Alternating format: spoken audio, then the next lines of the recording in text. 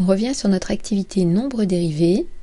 On a étudié dans une autre activité la fonction f qui a comme expression 2x au carré moins 5x plus 6 et on a parvenu à déterminer la tangente, l'inclinaison de la tangente à la courbe de la fonction au point d'abscisse 2.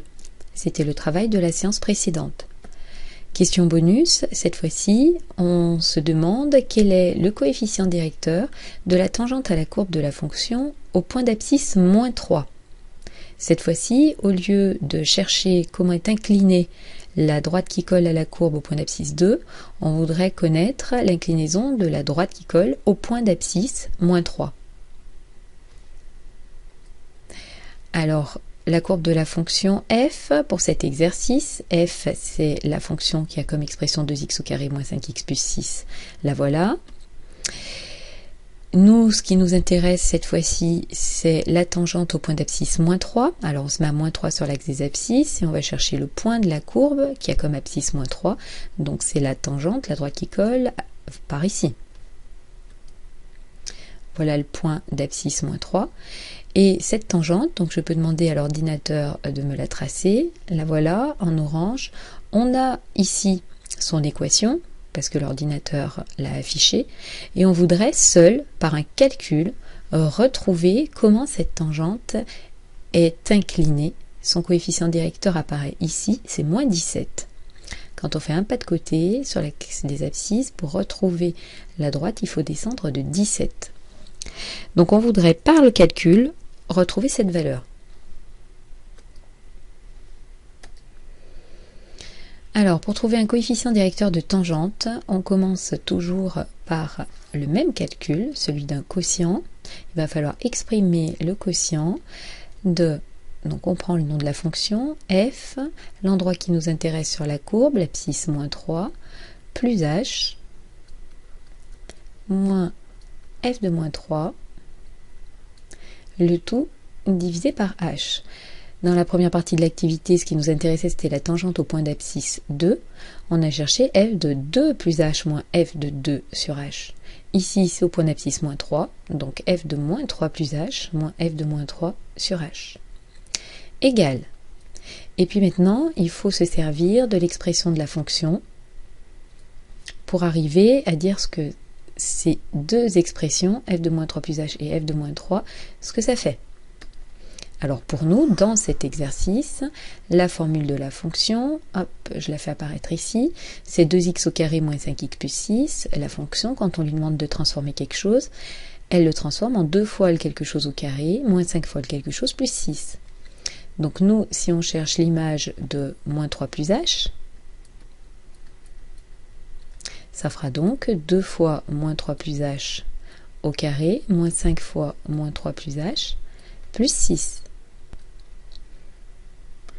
C'est ce qu'on écrit pour le premier paquet, f de moins 3 plus h. Ensuite, il faut lui soustraire f de moins 3. Donc l'image de moins 3 par la fonction f, cette fois-ci, si on cherche l'image de moins 3, ça sera 2 fois moins 3 au carré, moins 5 fois moins 3, plus 6. Le tout sur h. Il reste maintenant à développer, à rassembler pour simplifier au maximum l'expression. Donc on commence par développer le carré ici dans les crochets. Alors je vous propose d'essayer de développer seul et de regarder ensuite si vous avez trouvé la même chose que moi.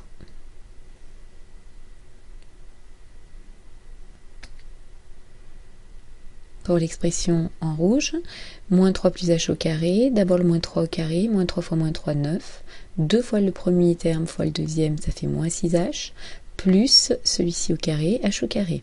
On distribue le moins 5 fois moins 3, plus 15, moins 5 fois h, moins 5h, plus 6. On développe ensuite ce que l'on peut dans les crochets verts. Moins 3 au carré, ça fait 9, multiplié par 2, 18, avec le moins devant les crochets, moins 18. Ici, on a plus 15, avec le moins devant les crochets, moins 15, et 6, avec le moins, moins 6. On peut déjà faire disparaître certains termes, puisque ici on a plus 6 et moins 6 qui font 0, plus 15 et moins 15 qui font 0. Je vous laisse finir de simplifier au maximum l'expression.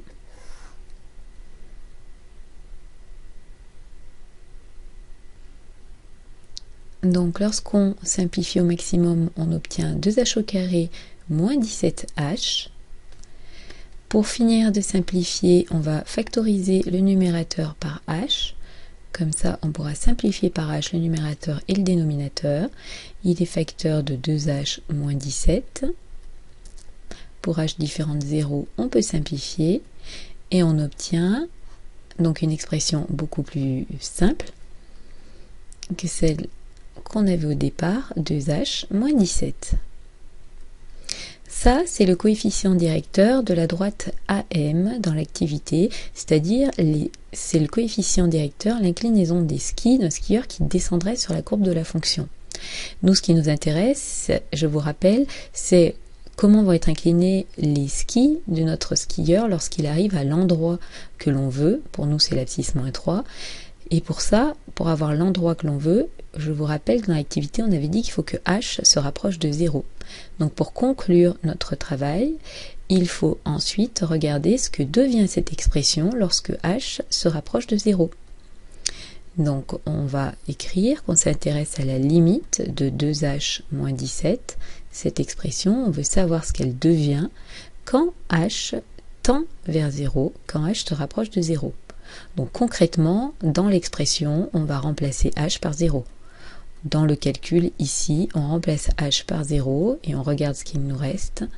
On trouve moins 17. Le coefficient directeur, je vous rappelle qu'un prime, ça a énormément d'importance. Ça nous parle forcément d'une tangente et ça nous explique comment elle est penchée, comment elle est inclinée. F', l'endroit qui nous intéressait pour nous, c'est moins 3. De moins 3 vaut moins 17. Ça signifie que le coefficient directeur de la tangente à la courbe de la fonction, au point d'abscisse moins 3, la droite qui colle parfaitement à la courbe, a comme inclinaison moins 17. C'est ce qu'on voulait trouver.